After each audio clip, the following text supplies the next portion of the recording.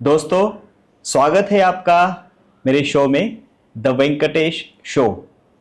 दोस्तों, आज का एपिसोड बहुत ही इंटरेस्टिंग होने वाला है क्योंकि मुझे पर्सनली एक आर्टिस्ट से बात करने में मज़ा आता है।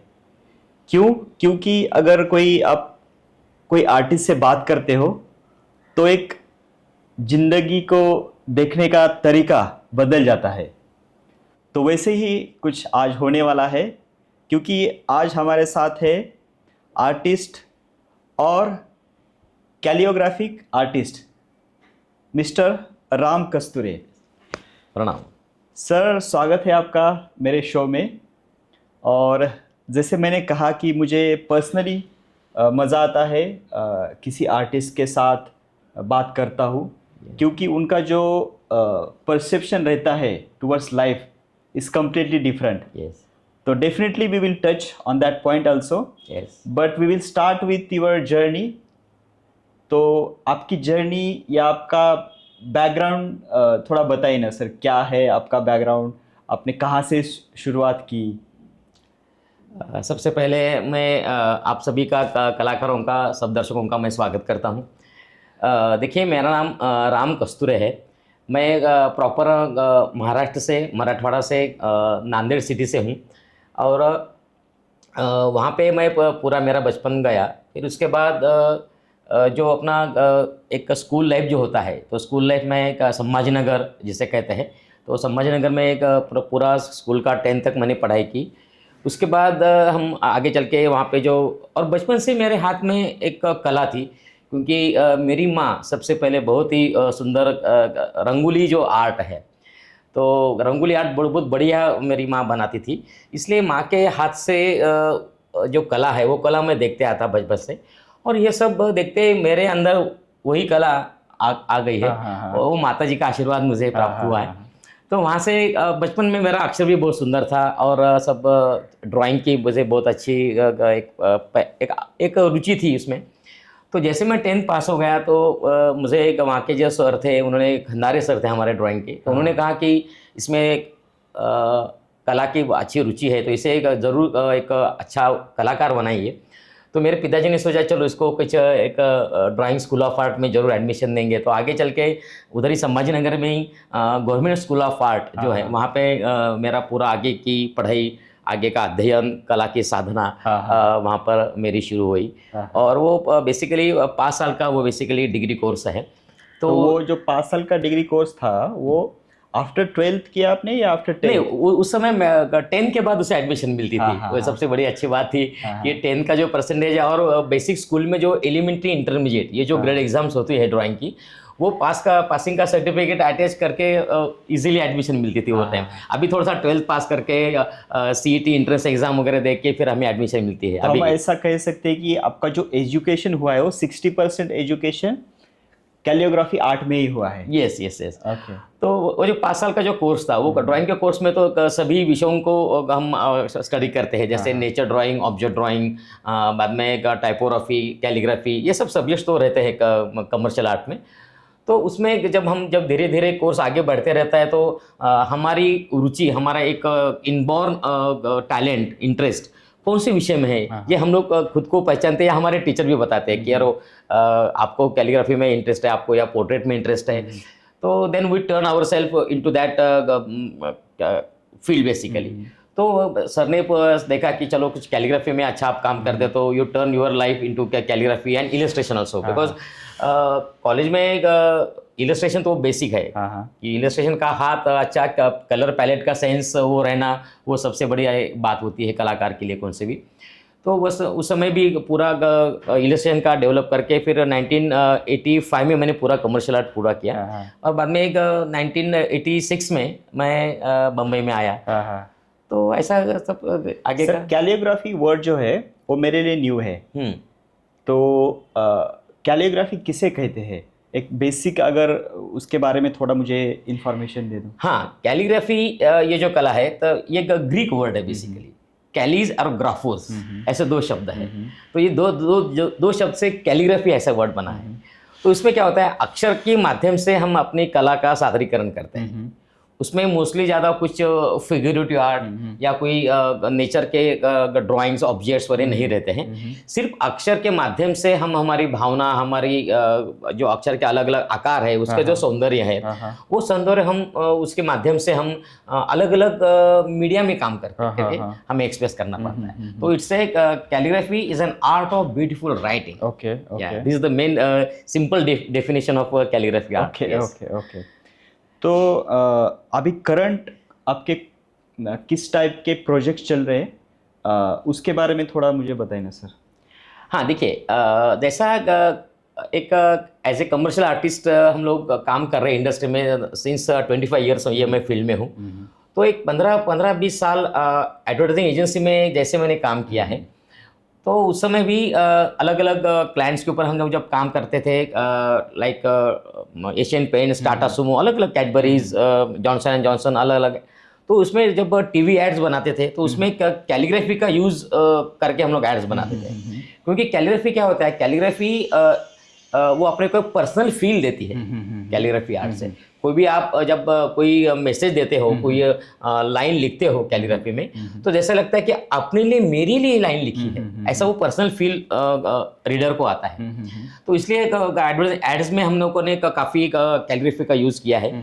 तो इसलिए काफ़ी अलग अलग इमोशंस के, अलग अलग टेक्सचर्स के ऊपर हमने कैलीग्राफी करके एक अलग डायमेंशंस में काम करके कैलीग्राफी को अलग अलग मीडियाज में भी काम किया, like press ad, TV ads, बाद में होर्डिंग्स, सिनेमा स्लाइड्स, अलग अलग जितने भी एडवर्टाइजिंग के आयाम हैं उसमें सभी हमने काम किया है। तो और प्रोजेक्ट्स तो चलते हैं। तो इतना एक्सपीरियंस होने के बाद हम खुद अपना एक विषय लेकर काम करना, क्योंकि क्या होता है, सबसे बड़े कलाकार की पहचान वही होती है कि जो अपना खुद का एक अलग सब्जेक्ट लेके अपनी एक स्वतंत्र शैली जिसे कहते हैं, आइडेंटिटी बनाए, अपना एक इम्प्रेशन अच्छा बनाए, वो इम्प्रेशन से उसका वो फील्ड में नाम होता है।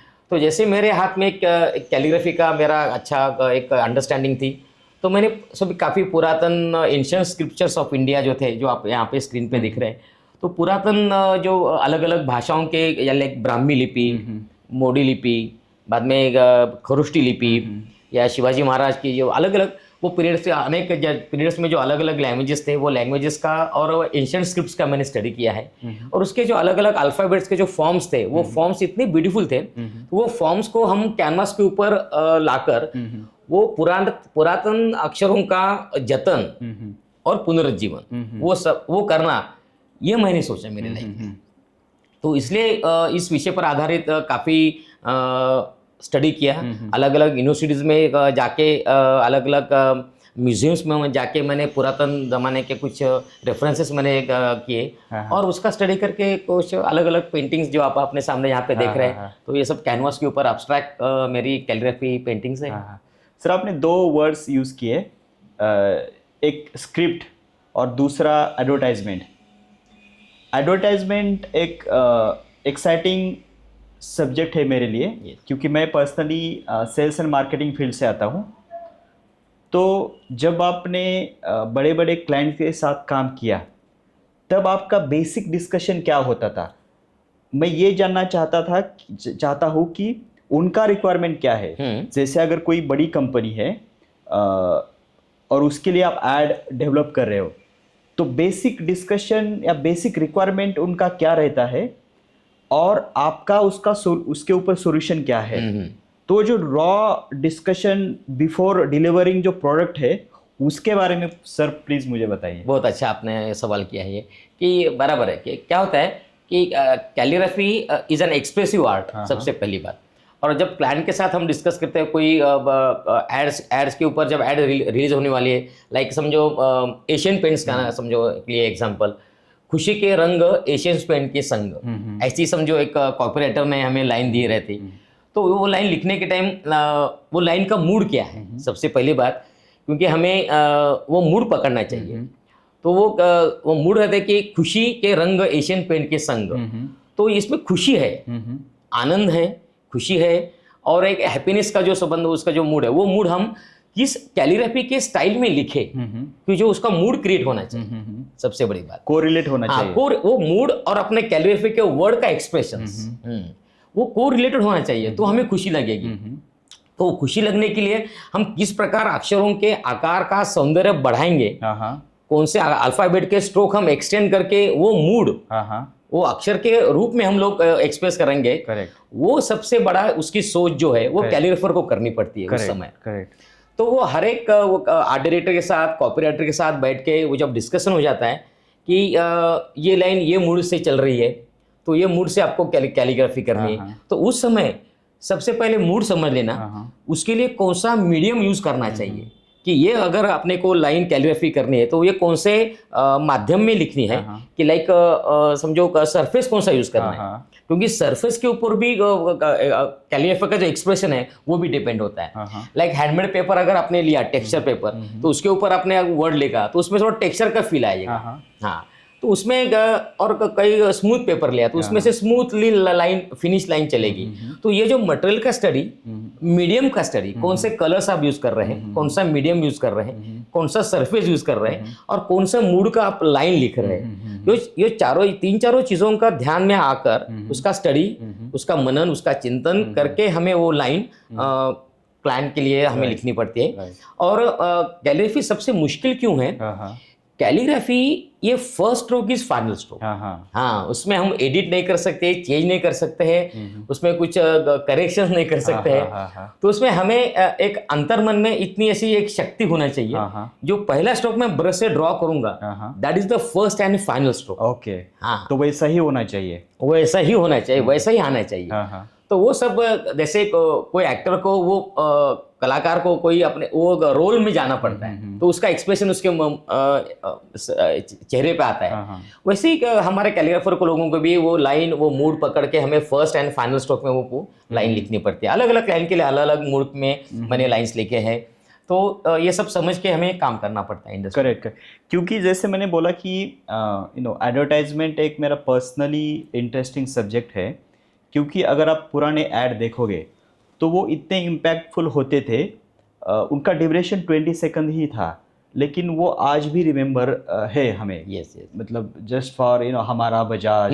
वो आज भी काइंड ऑफ रिमेंबर है, हम 20 सेकंड का ही था वो ऐड, लेकिन आज भी हमें वो याद आता है। या वॉशिंग पाउडर निरमा का वगैरह। तो मुझे ऐसा लगता है ये क्यों आज भी लोगों के दिमाग में है, क्योंकि वो जो ऐड बनाते टाइम जो उसका बेस था वो एक आर्टिस्ट ने डेवलप किया था। करेक्ट।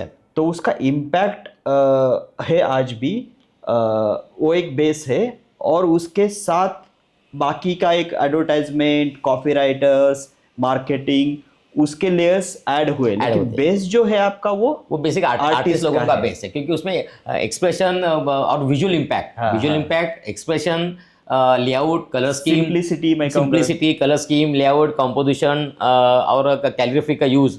तो इसलिए और क्योंकि क्या होता है, ऐड क्या होती है कि ऐड हमें एक पर्सनल फील देती है, मेरे लिए बनाई है यार, तो वो पर्सनल फील देने के लिए कैलीग्राफी ज़्यादा काम करती है कंपेयर टू कंप्यूटर के जो फॉन्ट्स हैं। फॉन्ट्स ऑलवेज डेड होता है, कंप्यूटर फॉन्ट आपके साथ कोरिलेट नहीं करेगा, क्योंकि एक एग्जांपल आपको मैं देता हूँ। एक माँ है, वो माँ इंडिया में रहती है, उसका लड़का फॉरेन में रहता है। तो फॉरेन में से लड़का रेगुलरली माँ को ईमेल भेजता है, माँ मेरी तुम कोई चिंता मत करो, I am fine, you don't worry वगैरह, job is going on nicely वगैरह, वो सब बताता है, और हर रोज माँ ईमेल पढ़ती है, सब कुछ है। एक दिन क्या होता है, वो लड़का एक पेन लेता है, पेन से एक चिट्ठी लिखता है, प्रिय माँ, आप मेरी कोई चिंता न करें, मेरा जॉब अच्छा चल रहा है, आपकी तबीयत कैसी है, ऐसा। तो ये सब लेटर लिखता है, और दूसरे दिन वो लेटर माँ के हाथ में आता है। तो वैसे जब लेटर माँ के हाथ में आता है, तो माँ जब लेटर पढ़ती है, वो टाइम वो लेटर के हर एक अक्षर में मेरा लड़का कितना छोटा से कितना बड़ा हो गया है, तो हर एक अक्षर में वो लड़के का बचपन वो माँ को एक एक अक्षर में दिखाई देता है। करेक्ट। और आगे उसके माँ के आंसू भर आते हैं, माँ रो पड़ती है, आगे के अक्षर तो उसे दिखाई नहीं देते। करेक्ट। क्यों है हुआ? क्योंकि उसने वो पर्सनली अपने हाथों से वो अपने माँ को लेटर लिखा है, करेक्ट वो कैलीग्राफी हुई ना, वो अपने पश्चात वो मेल नहीं रोने को देता है, करेक्ट करेक्ट मेल पढ़ने से रोना नहीं आता है, करेक्ट करेक्ट। वो लेटर पढ़ने से रोना आता है। तो तो ये जो इसलिए पुराने जमाने में जो पोस्टेज में जो लेटर आते थे, खत आते थे हमें, वो खत से हमें कितना एक पर्सनल फील मिलता था। चलो अंतर्देशीय पत्र आया, पोस्ट कार्ड आया, तो कितना लोग ध्यान से पढ़ते थे और प्यार से पढ़ते, अलग इमोशनल कनेक्ट था, अलग इमोशनल कनेक्ट था, कितना प्यार से पढ़ते थे।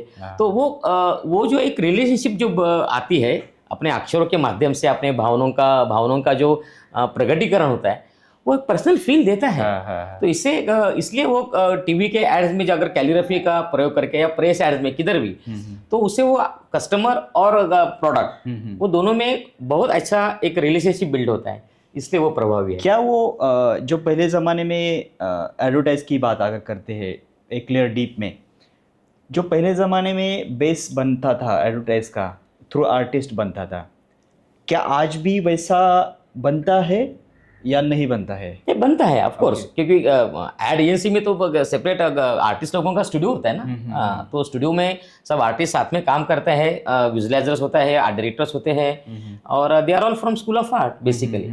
तो इसमें से इसलिए क्या होता है कि हर एक क्लाइंट के ऊपर काफ़ी डीपली डिस्कशन हो जाता है, और एंगल्स, मॉडल से सिलेक्शन, वो सभी काफ़ी उसमें डायमेंशन से बेसिकली कौन सी भी ऐड करने में, तो ये सब, और फोटोग्राफी उसमें साथ आते हैं, फोटोग्राफी वो सब चीज़ें आती है। तो ये सब चीज़ें, copywriting, photography, composition, layout, colour scheme, calligraphy, ये सभी का संगम होने के बाद ही एक सुंदर ऐड हमें दिखाई देती है। तो आज भी वही है, क्योंकि क्या होता है, जब तक कोई भी ऐड को एक कला का स्ट्रॉन्ग फाउंडेशन नहीं होगा तो वो इतनी ऊंचाई तक जाएगी नहीं। करेक्ट। वो तो शादी कोई से भी ऐड रहेगी, वो आपको याद भी नहीं रहेगी, क्या रे कुछ नहीं, उसमें कुछ दम नहीं है। तो कुछ दम नहीं हो क्यों हुआ, क्योंकि उसमें आर्ट का बेस नहीं है। Correct correct. तो जब अच्छी एक पावर टीम काम करती है किसी भी ऐड के पीछे, तो ऐड अपने ध्यान में रहती है। स्क्रिप्ट एक वर्ड यूज़ किया सर आपने, और आपने ये भी कहा कि एक प्रॉपर स्क्रिप्ट अंडरस्टैंड करने के लिए आपको सालों लग जाते हैं। बराबर। तो उसका आपका एक्सपीरियंस क्या था? बराबर, क्योंकि क्या होता है कि कौन सी भी स्क्रिप्ट रहो या कौन सी भी भाषा रहो, उसके जो अक्षरों है, वो अक्षरों का सबसे पहले एक ग्रामेटिकली पूरा स्टडी करना, ये सबसे बड़ी बात है। और वो करने के लिए तो समय लगता है, कौन सी भी भाषा आप सीखे, तो वो समय लेकर, और उसके साथ आर्टिस्ट का क्या होता है, वो अक्षर का एक फॉर्म क्या है, वो फॉर्म के ऊपर हम लोग ज़्यादा ध्यान देते हैं कि, और वो फॉर्म को हम किस तरह से अलग डायमेंशन में हम लोग उसको एक्सप्रेस कर सके, वो क्रिएटिविटी ज़्यादा इम्पोर्टेंट है। कि सपोज हमने एक बंगाली लैंग्वेज हमने सीखी, तो बंगाली लैंग्वेज का जो अल्फ़ाबेट है, तो वो एक नॉर्मल बंगाली का जो स्कूल का स्टूडेंट रहेगा वो तो नॉर्मली ड्रॉ करेगा, और वही अल्फ़ाबेट अगर मैं सीखा एज ए कैलीग्राफी आर्टिस्ट, तो अल्फ़ाबेट वो मैं नॉर्मल ड्रॉ नहीं करेगा, वो अल्फ़ाबेट का जो स्ट्रक्चर है, वो स्ट्रक्चर को हम और ज़्यादा इंटरेस्टिंग कैसा कर सकते हैं, और उसमें ज़्यादा ब्यूटी, उसमें एडिशंस, उसके स्ट्रोक्स हम लोग ज़्यादा एक्सटेंड करके उसकी ब्यूटी कैसे बढ़ाएंगे वो अल्फ़ाबेट की, तो उसके ऊपर हम लोग ज़्यादा ध्यान देते हैं। तो उससे वो वर्ड ज़्यादा सुंदरता से एक्सप्रेस होता है।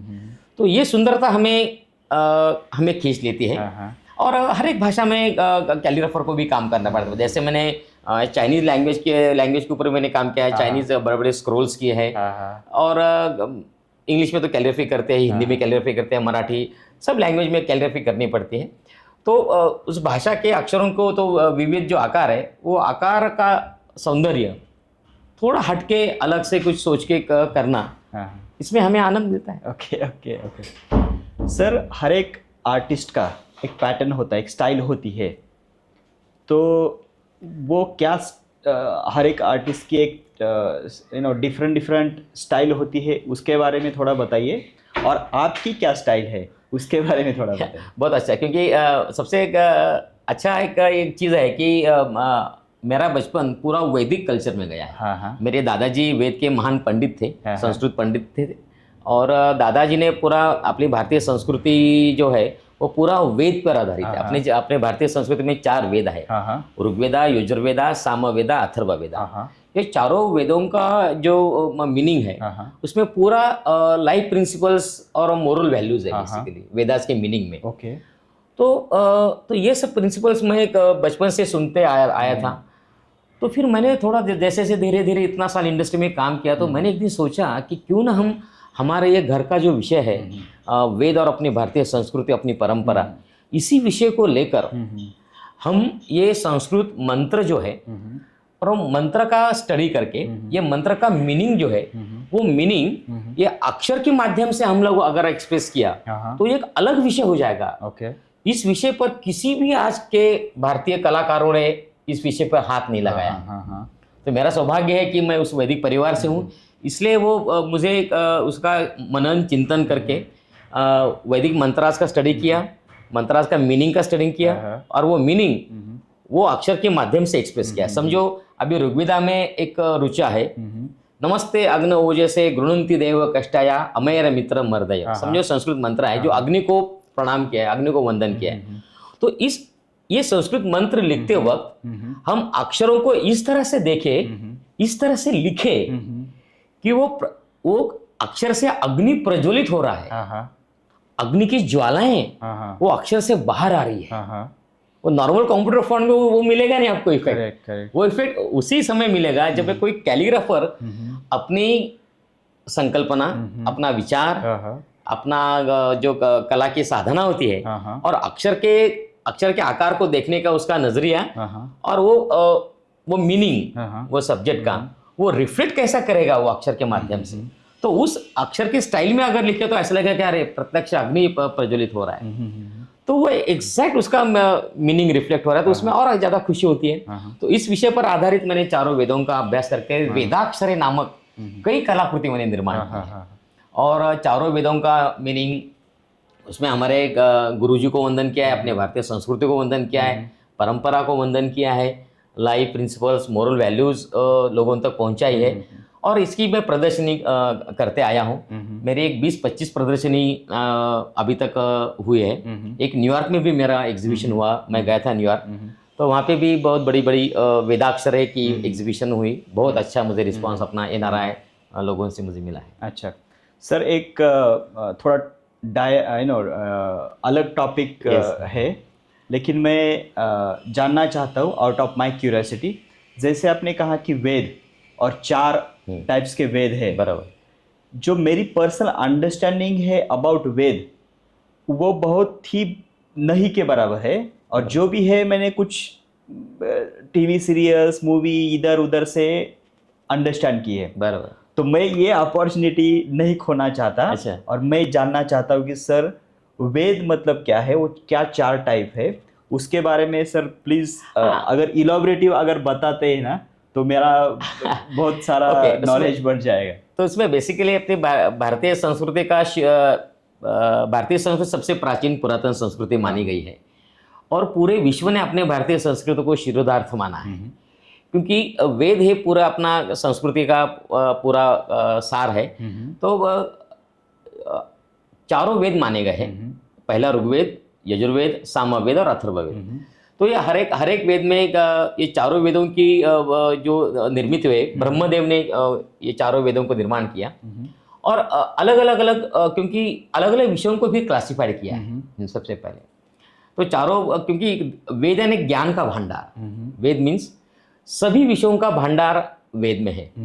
वेदो खिलो धर्म मूलम, म्हणजे वेद में सर्व धर्म के मूल इसमें है और वेदा सर्व हितार्थाय। ओके। यानी वेद में सभी मानव जाति का कल्याण है। इसलिए वेद का अगर हम स्टडी करके उसके अर्थ का अगर स्टडी किया तो आपको वो मीनिंग से आपको जानते हैं कि हमारा जीवन कितना समृद्ध होगा, कितना संपन्न होगा और एक आदर्श जीवन कैसे हम लोग जिएंगे। तो इसका पूरा सार वेद में है। तो इसे क्योंकि ये विषय इतना डीप है बेसिकली, तो इसके विस्तृत में बात करना तो काफी हमें अब समय लगेगा।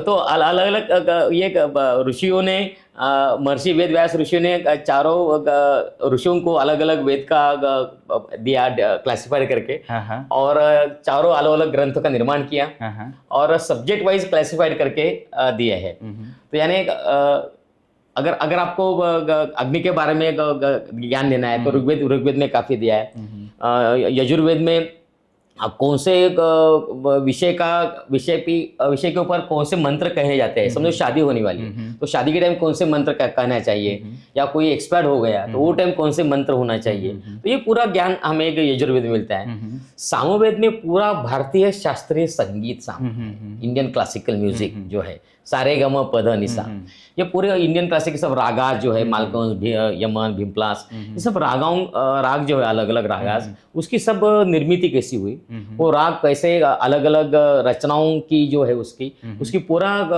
जो ज्ञान है वो पूरा सामवेद में है।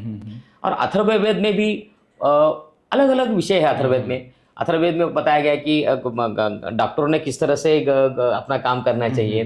बाद में अपने जवान जो लड़ रहे हैं अपने सीमा पर, उसके बारे में हमें कितना एक आदर की भावना होनी चाहिए, एक रिस्पेक्ट होना चाहिए जवानों के ऊपर, उसमें काफ़ी दिया है। जादू टोना, मंत्र कैसे, जादू टोना क्या चीज़ होती है, उसके बारे में काफ़ी अथर्ववेद दिया है। तो ऐसे अलग अलग विषय लेकर अलग अलग चारों वेदों में उसका डिटेलिंग दिया है। तो उसका फिर अलग अलग विषयों पर मैंने कलाकृति का निर्माण किया है। आई थिंक वेद एक, जैसे आपने कहा कि बहुत बड़ा सब्जेक्ट है, उसको लेके मैं चाहता हूँ कि एक डिफरेंट सेपरेट डिस्कशन जरूर करना पड़ेगा तो क्योंकि जो जिस टाइप्स का आप जो सेंटेंस प्रोनाउंस करते हो, इट्स काइंड ऑफ डिफरेंट, तो वो मैं उसमें डीप डिस्कशन करना चाहता हूँ, out of my curiosity of course. आते हैं हमारे पेंटिंग के ऊपर जरूर आएंगे। तो आपके पेंटिंग के बारे में थोड़ा बताइए ना सर, क्या आप बताना चाहते हो? हाँ, क्योंकि अभी देखो जैसे आप पेंटिंग देख रहे हैं, तो जैसे मैंने आपको कहा था कि कोई अलग मैं दो विषय पर स्टाइल से काम करता हूँ, दो विषय में काम करता हूँ। सबसे पहला जो मैंने कहा था कि वेदाक्षर है, वेद और अक्षर के माध्यम से मैं पेंटिंग्स बनाता हूँ। और दूसरा विषय मेरा पुरातन जमाने के जो एंशिएंट स्क्रिप्चर्स ऑफ इंडिया, तो वो सब स्क्रिप्चर्स पे ऊपर काम किया। ये आप कलाकृति जो देख रहे हैं, तो ये जो अक्षर का जो फॉर्म आप देख रहे हैं, ये भी एक एंशिएंट फॉर्म है, एंशिएंट फॉर्म ऑफ अल्फाबेट। तो पुरातन का जमाने में ये अक्षरों के आकार था। अभी ये आकार अभी आज के कोई टेक्स्ट में या इसमें अब हमको दिखाई नहीं देता है, क्योंकि वो जैसे जैसे पीरियड आगे चलते रहा तो ये अल्फाबेट्स पूरे खत्म हो गए बेसिकली। लेकिन कैसे होता है कि हमारी परंपरा का जतन करना, उसका संवर्धन करना, उसको कला के माध्यम से पुनरुज्जीवित रखना, क्योंकि कला अजर है, अमर है। वैसे पूरे है अक्षरों के जो सुंदर सुंदर आकार है, ये भी अजर होना चाहिए, अमर होना चाहिए। तो इसलिए इसको अमरत्व कैसे होना चाहिए करेंगे हम। तो एज एन आर्टिस्ट हम ऐसा, हमारी जिम्मेदारी है, क्योंकि कला ये 100 साल, ये पेंटिंग जो कैनवास पर बना है ये 100 साल इसको लाइफ है, 100 ईयर्स। ओके। तो ये जो अल्फाबेट मैंने बनाया है, ये अल्फाबेट 100 ईयर रहेगा अभी भारतीय संस्कृति के परिवार को और भारतीय लोगों को देखने के लिए। तो ये पुरातन जमाने के अक्षरों के आकार कई सालों न साल लोग देखते रहे और उसका आनंद लेते रहे और उसका जतन करते रहे। तो ये कला के माध्यम से इसका जतन किया है। और सबसे बड़ी बात क्या होती है कि एज ए कैलीग्राफी आर्टिस्ट भी करते वक्त कौन सा भी कला की निर्मिति करने के टाइम 2-4 चीज़ों को बहुत ध्यान में रखना पड़ता है। सबसे पहला एक कलर स्कीम, किस रंग संगति में हम काम कर रहे हैं, क्योंकि कलाकार के सामने तो पूरी कलर पैलेट खुली होती है, thousands of colours are there in colour palette. लेकिन उस समय हम कौन से कलर स्कीम पे काम करेंगे ये पहले डिसाइड करना। और कला का काम माध्यम कि हम लोग पेपर के ऊपर काम कर रहे हैं, सरफेस के ऊपर काम कर रहे हैं, या कैनवास के ऊपर काम कर रहे हैं, या कोई अलग ड्राइंग पेपर पे काम कर रहे हैं। तो ये पहले हमें सोचना चाहिए। तीसरी बात होती है टेक्निक, कौन सा तंत्र हम यूज़ कर रहे हैं, क्योंकि कैलीग्राफर को क्या होता है एक तंत्र की निर्मिति करनी भी बहुत ज़रूरी है। टेक्निक कौन सा यूज़ किया है। तो जैसे एक प्रोफेशनल सिंगर रहता है, गायक रहता है, उसको खुद को जब उसकी गायन की एक शैली बनानी पड़ती है। करेक्ट। तो वैसे जैसे तो एक कैलीग्राफर को हम एक अलग अलग एक्सप्रेशन लाने के लिए अलग अलग टूल्स बनाने पड़ते हैं। हमारा माध्यम क्या है, टूल। तो कैलीग्राफी के लिए हमारे हाथ में एवरी टाइम ब्रश ही होना चाहिए, ऐसी कोई बात नहीं है। तो मैंने काफ़ी रिसर्च किया है और रिसर्च करके अलग अलग मटेरियल्स में, लाइक वुड है, फाइबर है, हाँ हाँ और बाद में कुछ अलग अलग रबर है, हाँ, प्लास्टिक है, हाँ। अलग अलग मटेरियल में मैंने कैलिफे के अलग अलग टूल्स बनाए हैं। मोर देन 100 टूल्स मेरे पास है। अरे वाह, तो मैंने खुद वो टूल डिजाइन करके फैब्रिकेट करके लिया है। हाँ हाँ इसलिए क्या होता है, वो हर एक टूल का अपना अलग अलग स्वभाव है, हाँ हाँ, कैरेक्टर है। करेक्ट। उसकी वजह से उसका एक्सप्रेशन जो कैनवास पर आता है वो अलग से आएगा, हट के आएगा। हाँ हाँ हाँ, तो एवरी टाइम अलग अलग टूल यूज करके अलग अलग एक्सप्रेशन देके उसका टेक्सचर्स, उसका जो इफेक्ट आएगा वो एक नयापन देगा आपके कलाकृति को। तो वो नयापन लाना ये सबसे पहली बात होती है कलाकार की। तो वो नयापन लाने के लिए अलग अलग कलर स्कीम्स, अलग अलग टूल्स, अलग अलग कंपोजिशंस और टेक्निक और brush work, that is also important. क्योंकि कला की निर्मित करने के टाइम रंग और जो पानी यूज करते हैं हम, तो उसको दोनों का प्रमाण हाँ हाँ, कैसा लेना चाहिए। तो यहाँ पे जो इफेक्ट दिख रहे हैं, यहाँ पे जो कैसा ब्लर ब्लर इफेक्ट यहाँ पे आपको दिखाई दे रहा हाँ, है, हाँ। और ये पूरा अपना आपको स्ट्रेट शाउटिंग इफेक्ट दे रहा हाँ, है। हाँ। तो ये ब्लर इफेक्ट हमने किस तरह से किया है, कैसे फॉर्म थोड़े थोड़े बैकग्राउंड में डिफ्यूज हो रहे हैं, ये डिफ्यूज हो गया है बैकग्राउंड में। तो ये डिफ्यूज कैसे, किस तरह से हमने व्हाइट में कैसे डिफ्यूज किया है, हाँ, हाँ। तो उसका रेंडरिंग कैसा करना चाहिए। तो rendering is also very important. Okay, तो इसलिए rendering, composition, colour scheme, technique, textures, तो ये सब चीजें ध्यान में रखनी पड़ती है। तो वो कलाकृति अपने आप एक अलग ऊंचाई पर जाती है। Correct correct.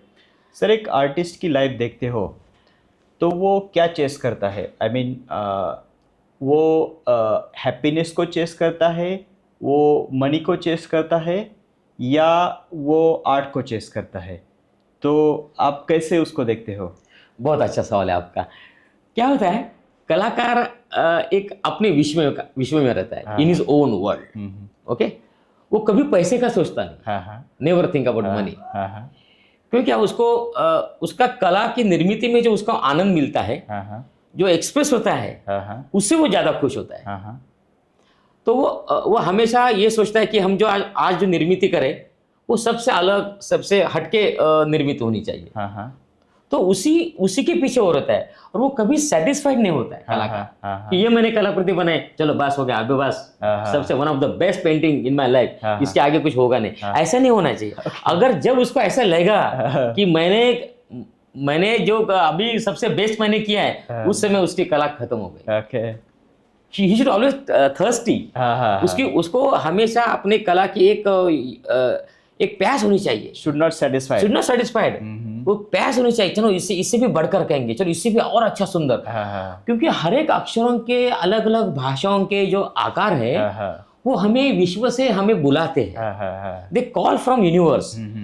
कि समझो एक अल्फाबेट है, ए अल्फाबेट है समझो इंग्लिश का, तो वो आसमान से ऐसा हमें पुकारता है कि अरे ये फॉर्म है यहाँ पर, तूने मुझे देखा नहीं, वो देखो कितनी सुंदरता से मैं यहाँ पे विहार कर रहा हूँ। वो फॉर्म देखो, वो इमेजिनेशन करो, और वो फॉर्म तुम्हारे कैनवास के ऊपर, तुम्हारे अक्षर के माध्यम से, तुम्हारे टूल के माध्यम से आप इसके ऊपर ड्रॉ करो, दैट विल बी यूनिक। तो वो जो एक प्यास होती है, वो जो एक अपने मन में इच्छा होती है कि हाँ वो भी हमें एक अलग फॉर्म दिखा है, क्यों ना वो फॉर्म को हम उसको लाए। तो ये उसके पीछे वो रहता है, वो कभी मनी के पीछे और भविष्य के भी बारे में ज्यादा सोचता नहीं। ओके ओके, हाँ, कि मेरा बुढ़ापा कैसा जाएगा, मेरा परिवार का भी कैसा जाएगा, प्रेजेंट के बारे में सोचता है, कभी सोचता नहीं है। प्रेजेंट में जीता है, प्रेजेंट में जीता। आज मुझे कलाकृति का अच्छा निर्माण किया है, इसमें मुझे खुशी है। पैसा कितना मिला है, मैं कितना शेयर में पैसे डालूं, कितना मेरे फ्यूचर प्लानिंग करूं, फैमिली के करके रखूं, कौन से इसमें पैसा डालूं, क्या करेक्ट सोचता नहीं है, नेवर। इसीलिए आई थिंक उसका लाइफ एक अलग रहता है, उसका जो सोचने का तरीका वो अलग रहता है। और क्या होता है, और जितनी तुम्हारे काम में, तुम्हारे एक्सप्रेशन में, कलाकृति की निर्मित में आपकी ईमानदारी रहेगी ना, तो जरूर आपको पैसा मिलेगा। ये बात उतनी सच है। राइट। और जितनी ईमानदारी आपके काम में रहेगी वो दिखेगी आपको। Of course artist should be very honest.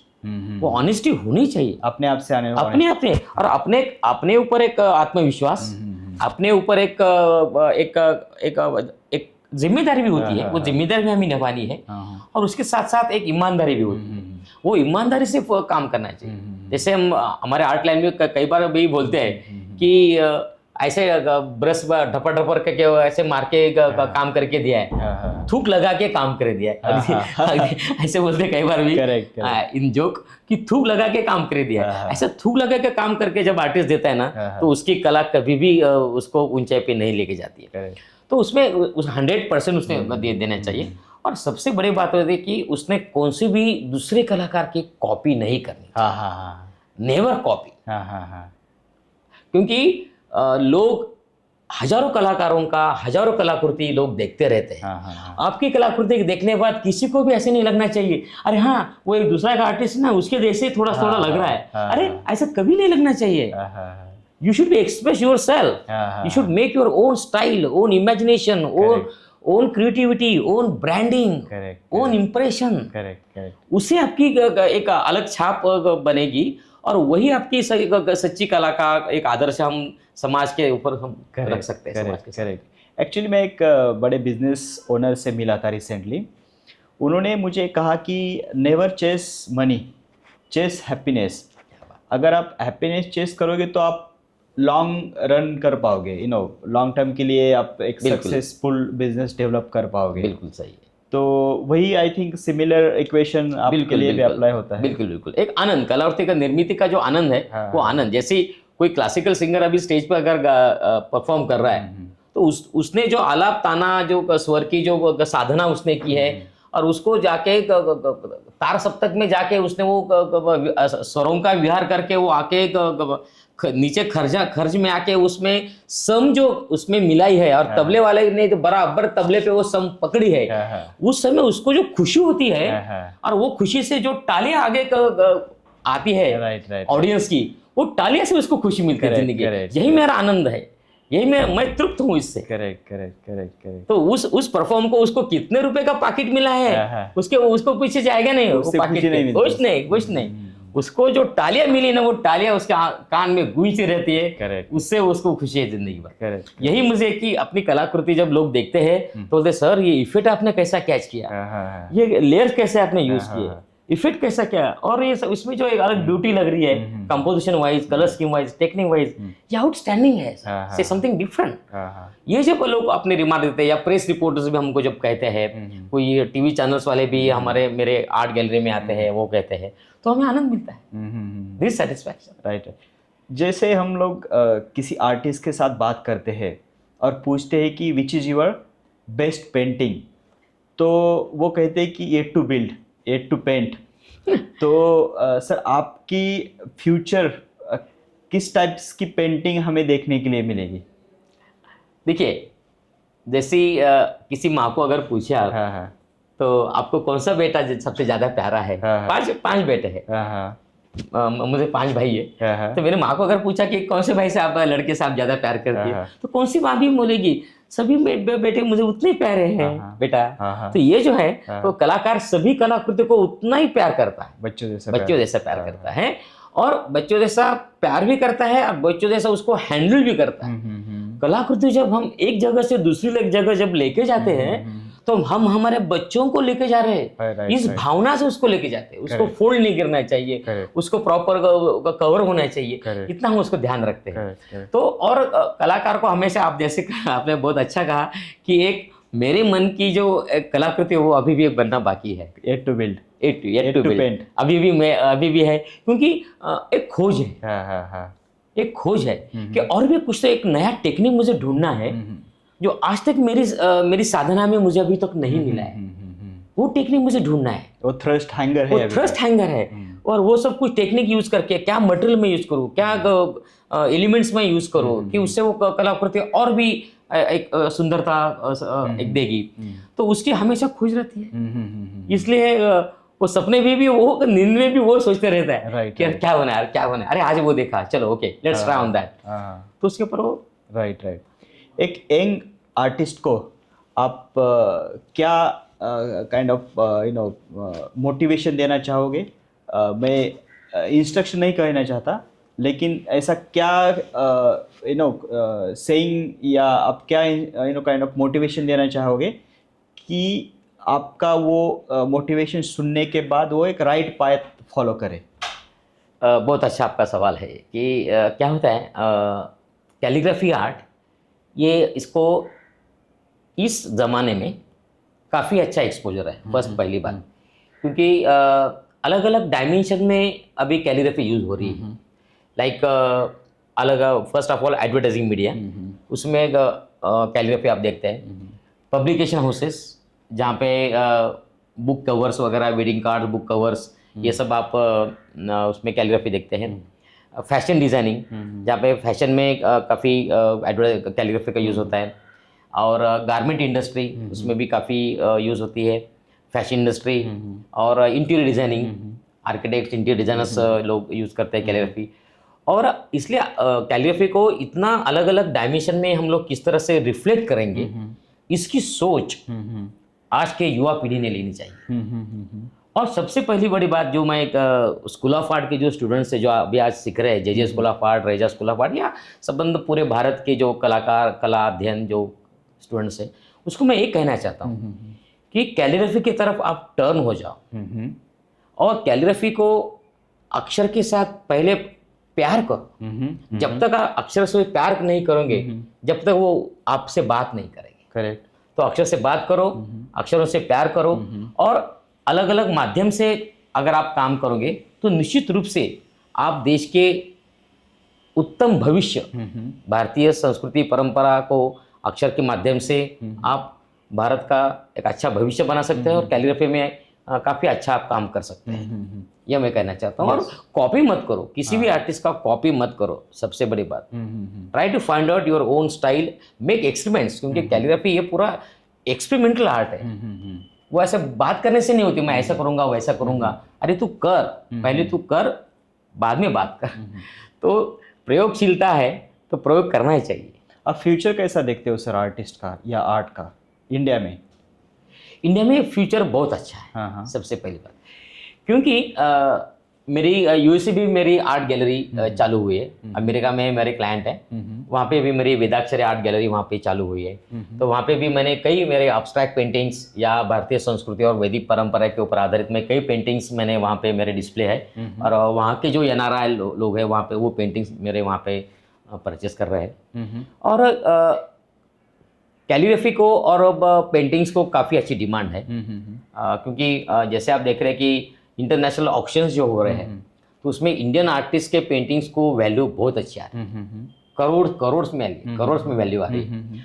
तो और उसमें भी आपका अगर एक स्टाइल अच्छा रहे, यूनिकनेस रहे, कोई डिफरेंट टाइप का काम रहे, तो वो टाइप के काम को इंटरनेशनल लेवल पे काफ़ी अच्छी वैल्यू है। अब कॉमनली कुछ एलिमेंट्स लेके काम करें तो उसमें वो वैल्यू आएगी, क्योंकि पीपल आर वेरी चूजी। तो वो उसमें भी तो आपका अलग इम्प्रेशन से अगर काम करें तो निश्चित रूप से भारतीय कला को, भारतीय कला के वो पेंटिंग्स को इंटरनेशनल लेवल पे भविष्य बहुत अच्छा है। और वो हमेशा आप करते रहे। और मेरे लाइफ में उसमें थोड़ा सा मैं अभी थोड़ा सा आगे बता देता हूँ कि एक अचीवमेंट भी थोड़ी सी रह गई है। मेरे लाइफ में 2 अचीवमेंट्स हुए कि एक भारत रत्न और भूतपूर्व प्रधानमंत्री अटल बिहारी वाजपेयी, उनकी कविताओं पर मुझे काम करने का अवसर मिला।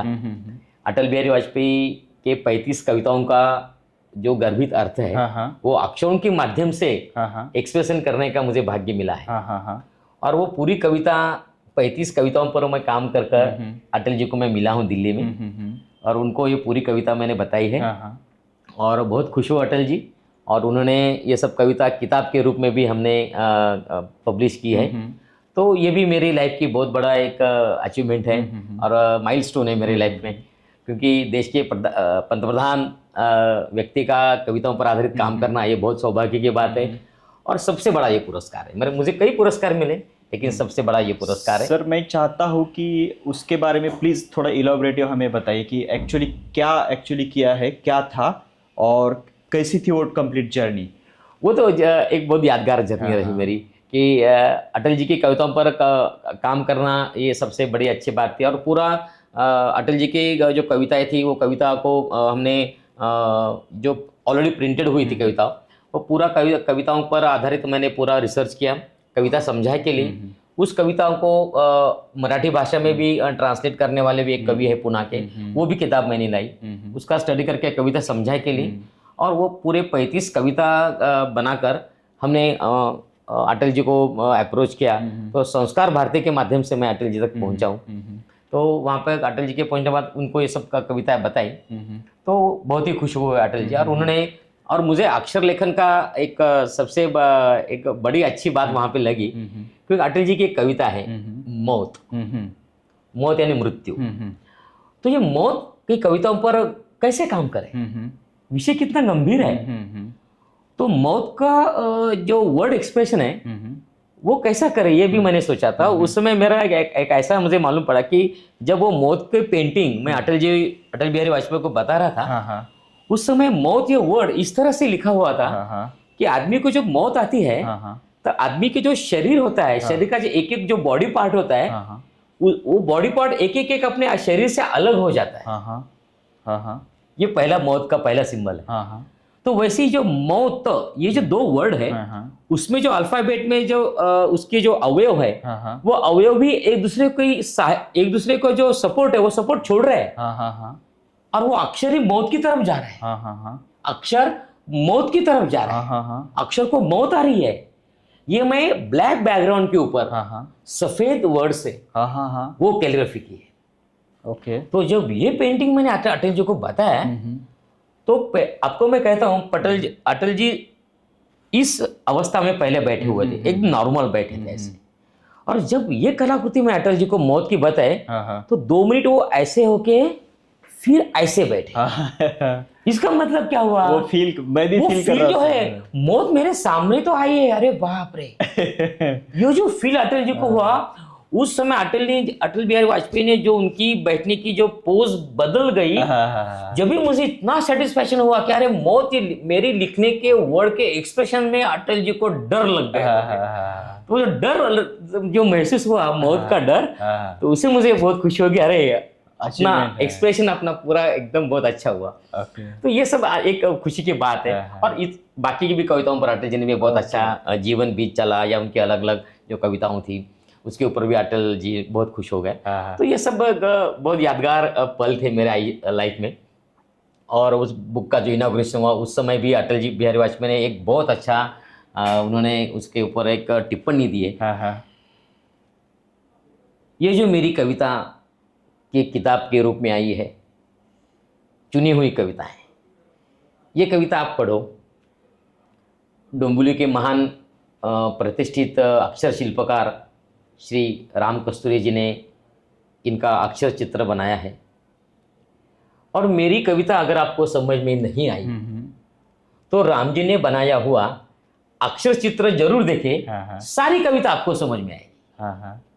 क्या कुछ लाइनें याद है आपको? यही लाइन थी अटल जी की। ओके। तो ये लाइन, वो कविता की कुछ लाइनें याद है आपको? जी हाँ, कविता की पल पल करते आज हाथ से निकले सारे, भूत भविष्य की चिंता में वर्तमान की बाजी हारे। तो ये जीवन बीत चला की कविता पर आधारित है। और कौन कौरव कौन पांडव, ये भी कविता अटल जी की बहुत फेमस कविता है। कौन कौरव कौन पांडव तेरा सवाल है, चारों तरफ शकुनी का फैला है। कितना दुष्ट प्रवृत्ति अपन समाज में चारों तरफ देखते हैं। और उसमें एक महाभारत के ऊपर आधारित थे। और चारों तरफ शकुनी का फैला है, और रंगों को तो रोना है। तो इसलिए वो सब एक्सप्रेशन करते समय पूरा महाभारत में जो दूत जो पट खेला था, वो पट का हमने वहाँ पे कैलीग्राफी एक्सप्रेशन हमने करके वो सब एक्सप्रेशन किया है। ऐसी सारी कविता है कि जो अटल जी ने उनके याद करे नाम की अटल जी की कविता है।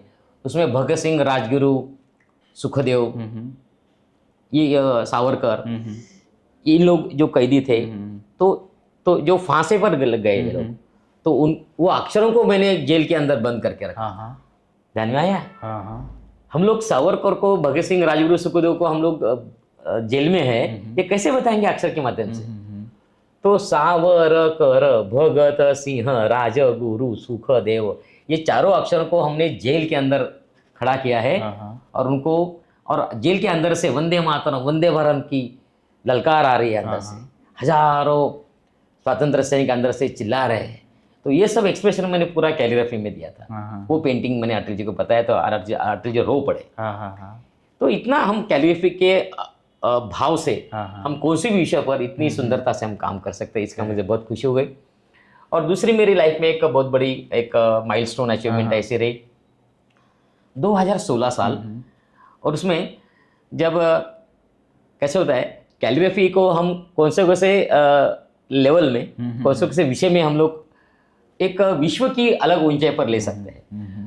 तो इंटरनेशनल कॉम्पिटिशन्स होती है, स्त्रियों की जो सौंदर्य स्पर्धा होती है, ओके, तो अलग अलग ब्यूटी कॉन्टेस्ट, तो मिसेस अर्थ 2016 इसकी कंपटीशन थी।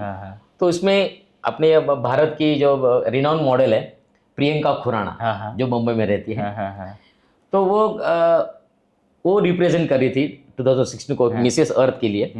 तो उनके साथ हमारी एक मीटिंग हुई। तो हमने सोचा कि इंडिया को रिप्रेजेंट कर रही है तो हम क्या करें। तो मैंने आइडिया और हमारे क्रिएटिव टीम ने भी सोचा, फिर आइडिया डेवलप हुई कि उनका जो कॉस्ट्यूम है वो कॉस्ट्यूम के ऊपर हम लोग कैलीग्राफी करेंगे। तो कैलीग्राफी से वो जरा थोड़ा हटके अलग लगेगा। तो अपनी भारतीय संस्कृति परंपरा और अपना, आपको तो सभी को मालूम है कि भगवत गीता ये सबसे महान धर्म है अपने संस्कृति का, अपने परिवार का। तो तो राधा और कृष्ण इस विषय पर आधारित हम उसको कॉस्ट्यूम को डिजाइन करें। तो राधा और कृष्ण का हम लोग ड्राइंग सब उसके कॉस्ट्यूम के ऊपर किया ड्राइंग, और उसके हाथ में एक दुपट्टा था ऊपर, वो दुपट्टा के ऊपर हमने राधा और कृष्ण ये दो विषय हमने कैलीग्राफी किए, जिसकी रंग संगति भी श्री कृष्ण के रंग पर आधारित वो मोरपंखी कलर जो रहता है, तो उस कलर्स की में हमने पूरा काम किया। और गोपिका जैसे राधा और कृष्ण के आजू बाजू में घेर लेती है, घूमती है, आनंद लेती है, उस तरह से पूरा गोपी का जो अष्टक है, हाँ, तो गोपी का जो पूरा अष्टक है, तो वो पूरा अष्टक के अक्षरों के सब अक्षर घूम रहे हैं वो राधा और कृष्ण के आजू बाजू में, उसका फील हमने वहाँ पे दिया था। और उसके हाथ में, प्रियंका के हाथ में हमने बांसुरी दी थी। वो सब इतना कॉन्सेप्चुअल हमने कैलीग्राफी करके वो वहाँ पे स्टेज पे वेस्ट इंडीज में जमैका इसमें वो कंपटीशन हुआ, और वहाँ पे शी स्टूड फर्स्ट। हाँ, बहुत मुझे खुशी है कि उस समय वो पूरे वर्ल्ड में मिसेस अर्थ 2016 का उसको क्राउन मिला। तो वो क्राउन पहन के फिर उसका वो सब प्रेजेंटेशन वहाँ पे हुआ। तो उस समय वो जज ने उनको पूछा कि ये जो ट्रेडिशनल राउंड में जो आपने आपका कॉस्ट्यूम आपने जो पहना है वो सब पूरा, और वो जो दुपट्टा आपने लिया उसके ऊपर जो कैलीग्राफी है, तो ये सब किसने किया है? तो इतने अच्छे इंटरनेशनल लेवल के प्लेटफॉर्म के ऊपर प्रियंका ने बहुत ही गर्व से कहा कि all this calligraphy and expression and idea is done by renowned Indian calligraphy artist mister Ram कस्तूरे has design all this things. और उसमें बहुत खुशी हो गई कि चलो अपना नाम वहाँ तक वो लेवल तक गया। तो कैलीग्राफी किसी अलग अलग लेवल पे अलग अलग सब्जेक्ट के ऊपर हम लोग उसका एक्सप्रेशन दे के हमारा नाम और एज वेल एज अक्षरों का भी एक सौंदर्य हम देश विदेश में अच्छा लेवल पे लेके जा सकते हैं। सर बहुत मज़ा आ रहा है आपके साथ बात करते हुए। सर मैंने दो क्वेश्चन है एक्चुअली मेरे। पहला तो आपके अचीवमेंट के बारे में बताइए। अचीवमेंट मतलब मैं ये जानना चाहता हूँ कि मेरे अब तक के जर्नी में एक पॉइंट था जो करने से मुझे अभी तक ज़्यादा मज़ा आया, एक काइंड ऑफ कहते हैं ना कि एक हाईएस्ट अचीवमेंट मेरा वो एक था। और दूसरा मेरा क्वेश्चन ये है कि मैं चाहता हूँ कि आप आपके गैलरी के बारे में थोड़ा इलॉबरेटिव बताइए, तो उसका फ़ायदा हमारे व्यूअर्स को हो कि वो जाने आपकी गैलरी क्या है, कैसे वो अप्रोच करें। तो सर वो मेरे दो क्वेश्चन है। ठीक, जैसे भी आपने पहला क्वेश्चन आपका जैसा है कि किस प्रोजेक्ट में ज़्यादा खुशी हो गई। ऑफकोर्स अभी जैसा आपको मैंने बताया कि अटल जी का जब प्रोजेक्ट में मेरे हाथ में आया तो उस विषय पर काम करना, भारत रत्न और पंतप्रधान ये सब विषय पर इतना ऊंचाई पर उन्होंने कविताओं को लेके गए, उस कलाकृति को अपने कैलीग्राफी के माध्यम से उतने ऊंचाई तक लेके जाना, ये भी बहुत बड़ी जिम्मेदारी मेरे ऊपर थी। हाँ, तो वो जिम्मेदारी को निभा के वो कलाकृति को निर्माण करने को पूरा एक साल मैंने एक साल लगाया। 35 पोएम्स मैंने पेंटिंग्स बनाए। तो ये सबसे बड़ी मुझे खुशी हुई। आपका जो पहला सवाल था उसका ये है। और दूसरा का सवाल ये है कि मेरे पेंटिंग्स, तो मेरी मैं बेसिकली महाराष्ट्र से हूँ। तो महाराष्ट्र में डोंबिवली में मैं रहता हूँ, बम्बई के नज़दीक ये शहर है। तो जहाँ पे मेरी खुद की आर्ट गैलरी है, वेदाक्षरी आर्ट गैलरी, जहाँ पे आप मेरे पेंटिंग्स काफ़ी देख सकते हैं। और एक बहुत अच्छी एक स्टार्ट अभी इस हमारे मुलाकात से ऐसे हुए है कि www.yadneshwar.com ये जो साइट है, ये साइट के ऊपर मेरी कलाकृति आप लोग सब देख सकते हैं। वहाँ पे पूरे मेरे पेंटिंग्स हैं, कुछ वेदास के ऊपर है, अब्स्ट्रैक्ट पेंटिंग्स है। वहाँ पे भी आप साइट के ऊपर जाके विजिट करके पेंटिंग्स आप देख सकते हैं और आप खरीद कर सकते हैं। सर, yadneshwar.com के बारे में मैं जानता हूँ, मैंने उनका वेबसाइट भी विजिट किया है।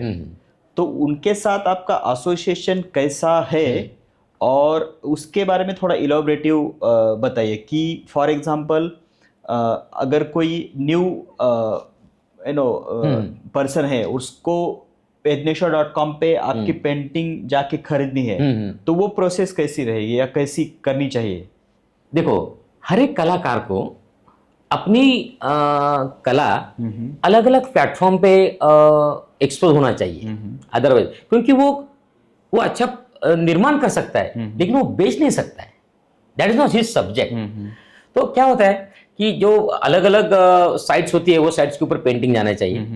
तो अपना बम्बई के नज़दीक थाना जो है, थाना में यज्ञेश्वर पाठक एक बहुत बड़े इंटरनेशनल आर्किटेक्ट हैं। उनका बहुत बड़ा ऑफिस थाना में है और वो मेरा अच्छे मित्र है। तो उन्होंने जब सोचा, क्योंकि उन्होंने खुद जे स्कूल ऑफ आर्ट में कलाकारों के साथ उन्होंने उनका नज़दीक पहचान है और उनके कलाकारों का लाइफ उन्होंने देखा है कि कलाकार कैसे स्ट्रगल करता है। तो ये स्ट्रगल उन्होंने जब देखा तो उन्होंने सोचा कि इन कलाकारों को एक अच्छा प्लेटफॉर्म मिलके उनका एक सोर्स ऑफ इनकम उनके लाइफ में होना चाहिए। इसलिए उन्होंने सोचा कि चलो www.yadneshwar.com ये साइट हम लोग बनाएंगे और उसमें सभी कलाकारों को अंडर वन रूफ उनको लेकर अलग अलग कलाओं को, कोई स्कल्पचर आर्टिस्ट है, कोई फाइन आर्टिस्ट है, कोई एब्स्ट्रैक्ट आर्टिस्ट है, कोई लैंडस्केप आर्टिस्ट है, कोई कैलीग्राफी आर्टिस्ट है, तो सभी आर्टिस्ट को एक अंडर वन रूफ लेकर उनकी कला को ग्लोबलाइज करना, यूनिवर्सल करना। तो यूनिवर्सल मार्केट उनको मिलना चाहिए, उनको कला को। तो ये करने के लिए उनकी जो मन में एक अच्छी सोच है, वो सोच से इन्होंने एक बहुत बड़ा अच्छा कार्य, एक आइडिया और उसका आइडिया का इम्प्लीमेंटेशन उन्होंने किया है। तो ये साइट निश्चित रूप से एक पूरे कलाकार को एक अच्छी तरह से एक फाइनेंशियल बैकअप देंगी और मुझे आशा है कि ये आगे चल के बहुत बड़ी लेवल पे हम लोग मिलकर काम करेंगे और यही हम चाहते हैं। क्योंकि कलाकार अपने निर्मित अच्छा कर सकता है, ओके, लेकिन बेचना, इसके लिए उसको एक सपोर्ट, एक प्लेटफॉर्म, एक पावर टीम एक लगती है और यही पावर टीम www.yadneshwar.com ये प्लेटफॉर्म है। तो उनके जरिए से हमें बहुत अच्छा आगे चल के भविष्य में हमें कलाकृति देश विदेश में हमें जाएंगी, यह मेरी आशा है। करेक्ट।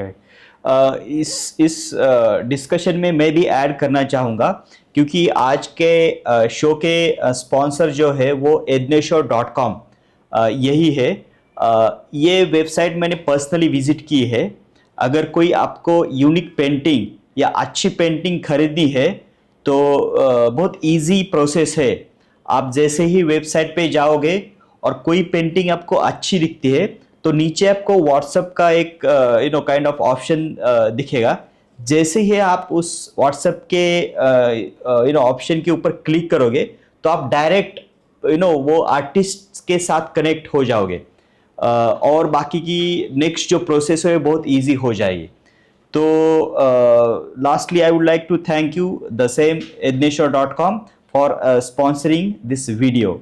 और यही पॉजिटिव नोट के साथ हम यहाँ पे रुकते हैं सर। बहुत अच्छा लगा सर आपसे बात करते हुए। धन्यवाद। और sir thank you lastly, thank you very much sir, हमारे स्टूडियो में आए और जो इन्फॉर्मेटिव बात और जो इन्फॉर्मेटिव डिस्कशन किया है उसका डेफिनेटली हमारे व्यूवर्स को फायदा होगा। निश्चित। धन्यवाद। Thank you sir, thank you very much.